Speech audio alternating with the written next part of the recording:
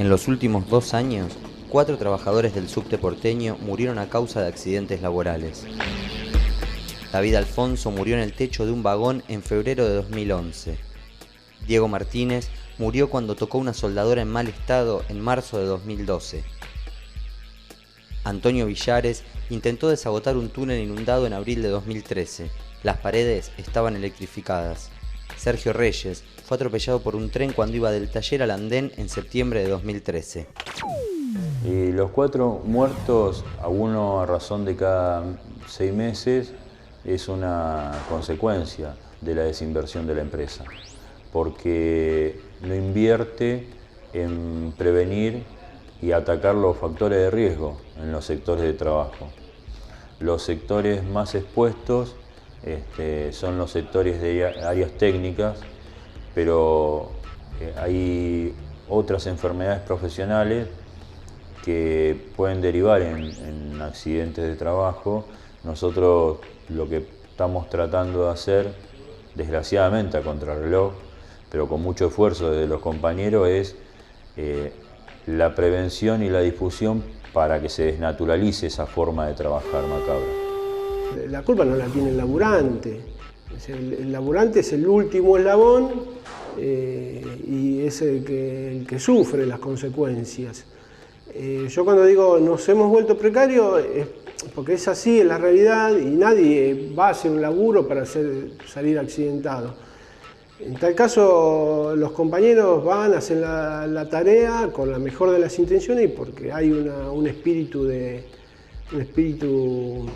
positivo para llevar adelante las tareas, para sacar adelante las tareas.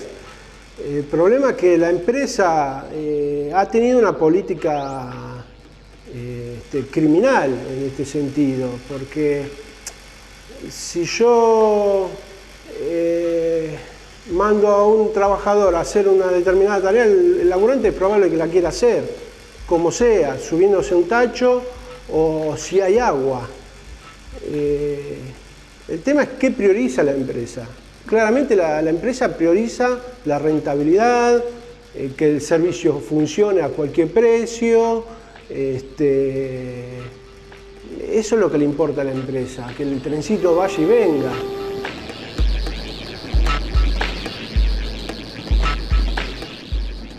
Los sistemas de seguridad son para el que trabaja mal, para el que se equivoca, para el error humano, porque entre otras cosas no hay que olvidarse que somos seres humanos, por ende cometemos errores, cometemos negligencias.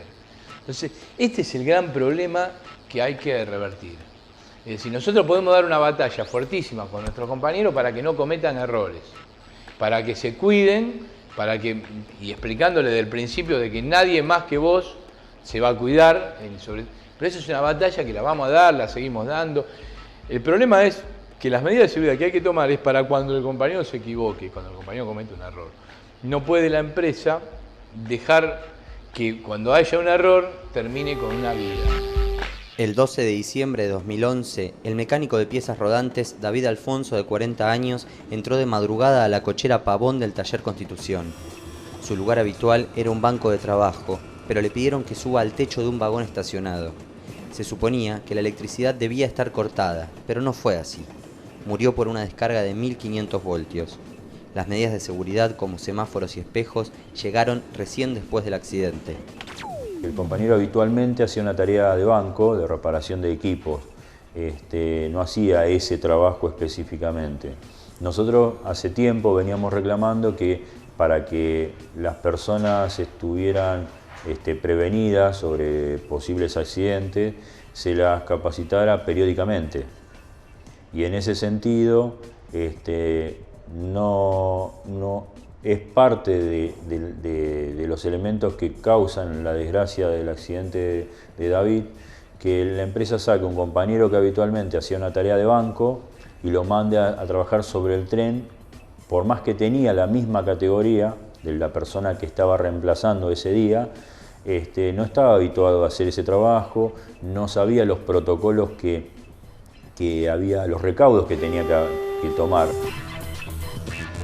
A nosotros ahí nos faltaban semáforos, nos faltaban espejos, un sistema de corte de alta tensión que sea fono auditivo,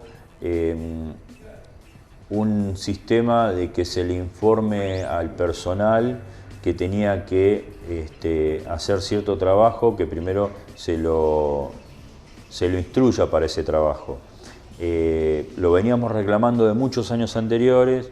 Ese día faltó San Justo y falleció nuestro compañero. El 21 de marzo de 2012, Diego Martínez, de 32 años, estaba en el taller Congreso de Tucumán usando una soldadora en mal estado, cuando tocó un cable pelado y murió electrocutado.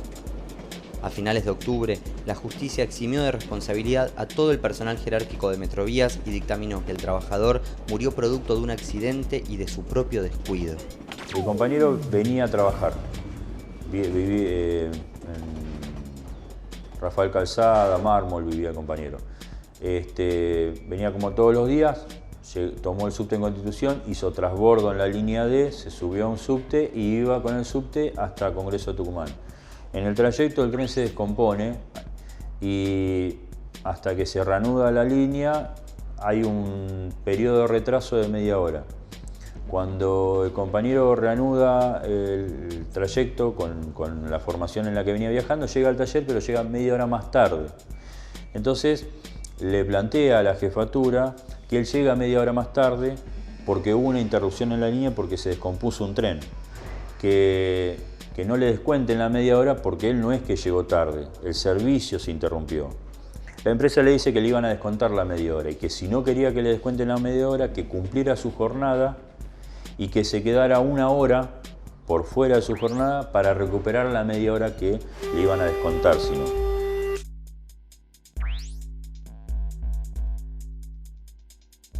Habitualmente él no hacía esa tarea, él trabajaba sobre los equipos que están en el tren, no hacía tareas de banco.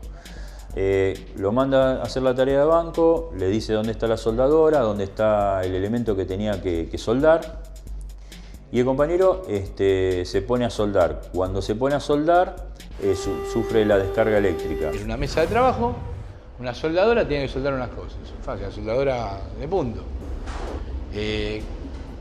Cuando llegamos nosotros, el pibe, es más, él se queda pegado y la soldadora se le cae encima, porque él se cae y la soldadora queda pegado, agarrado a la soldadora, no encima, si no mal recuerdo. Le sacan la soldadora la llevan como estaba, como a 30 metros. Si vos no podés tocar nada.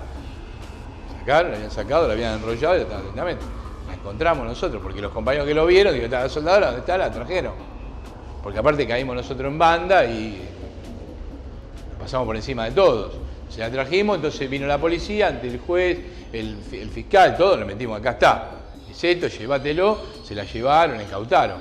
Pero si no llegábamos nosotros, llegaba y veían el cadáver ahí.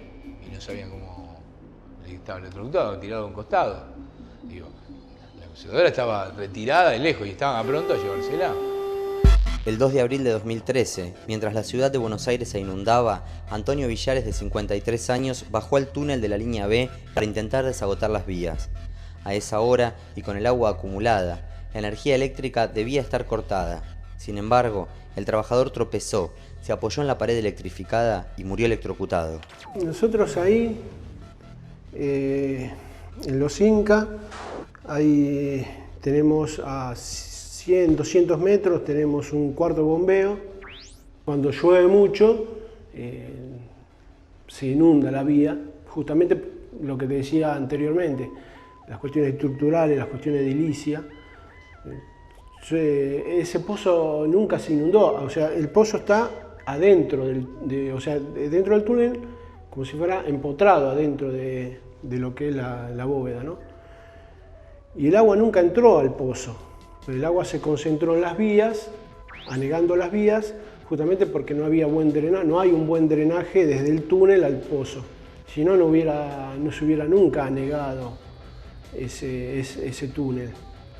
Eso es una falla claramente de responsabilidad de Metrovía y desbase de la construcción del túnel. La segunda cuestión es que el agua al subir hizo contacto con el tercer riel, que tiene 600 volts. Debería haber saltado los automáticos. O no los tenía o no funcionaron.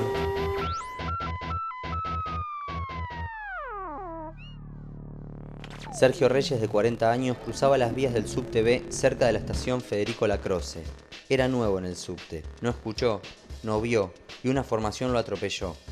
La empresa dice que por ahí no se debe cruzar, pero hay tarimas entre las vías para facilitar el paso. No había alarma ni semáforo. Murió horas después en el hospital. La empresa me refiere que sí, que eran nuevas, que les habían dicho por dónde andar y por dónde no, porque ese taller, como toda esa línea, tiene tercer riel. Y que ya se les había explicado, media hora, se les había inducido las normas de seguridad.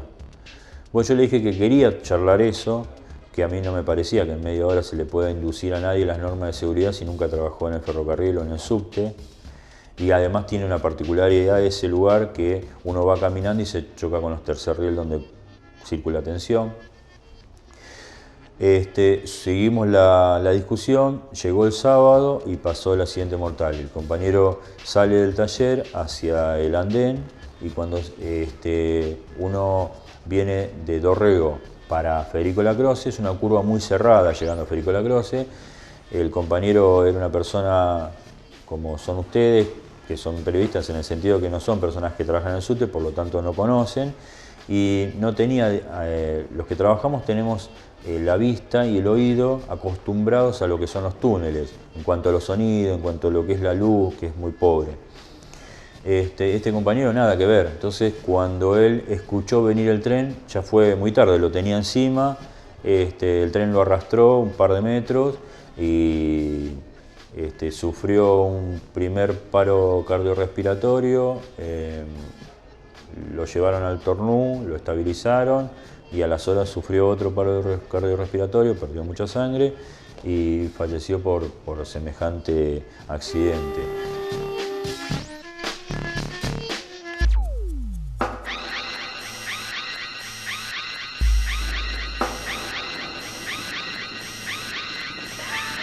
Siempre puede volver a pasar cosas nuevas, inclusive, hubo 3 muertos electrocutados.